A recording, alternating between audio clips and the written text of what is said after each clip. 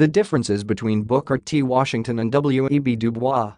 Contrary to the present peaceful coexistence state of all American citizens socially, economically, and politically, in the past, the white segregated individuals of the African American origin.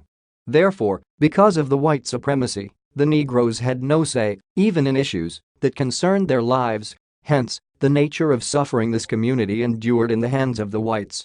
The African American cries for freedom from segregation, indiscriminate killings, deprivation of their fundamental rights, and mob violence hit a snag because the whites considered Negroes as subhuman beings.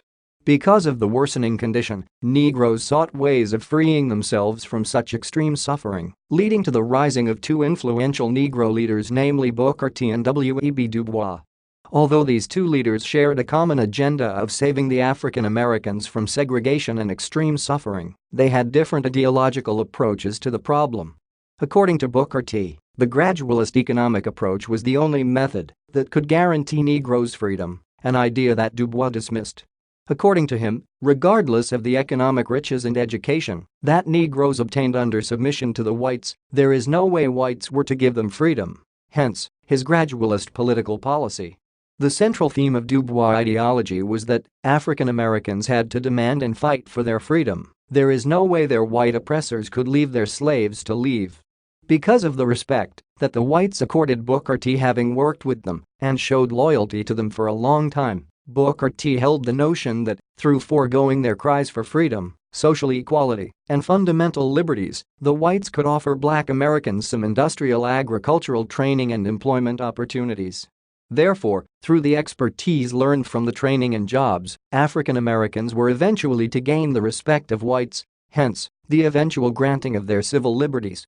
To Booker T, the gaining economic independence and respectability were of great significance than fighting for civil rights through forceful means, which African Americans had no guarantee that they could win. Generally, Booker T's strategy laid more emphasis on blacks accepting and accommodating the white cruelty and supremacy, as this was the only primary method of ensuring a mutual interdependence relationship developed between African Americans and whites. Although Booker acknowledged that such a connection could not clear the social differences between these two American groups, the association could guarantee mutual economic development of both groups and the joint release of blacks from suffering. Although Du Bois and Booker shared the same sentiments that blacks were suffering because they wanted to and that economic independence was necessary for the rise of the black community, Du Bois greatly opposed the submission issue. Because of the little gain Booker T's strategy gained African Americans, Du Bois advocated for the formation of social liberties organizations to fight for the blacks' rights. To Du Bois, although education was important in liberating the blacks, there was a need for political action and constant agitation, as it was the only way of forcing the whites to surrender some power. To be politically competent and elevate the social status of the blacks' needs, Du Bois further emphasized the importance of blacks studying liberal arts in colleges instead of only industrial agricultural studies. Therefore, although Du Bois accepted some of Booker's ideas, he believed that Booker T's ideology never gave a concrete solution to the race problem. In conclusion, although these two prominent African American leaders had one agenda of helping blacks gain their freedom and civil liberties, their strategies varied, as Booker believed in submission to the white supremacy, a case that Du Bois opposed with his political strategy. This essay on the differences between Booker T. Washington and W.E.B. Du Bois was written and submitted by user June Price to help you with your own studies.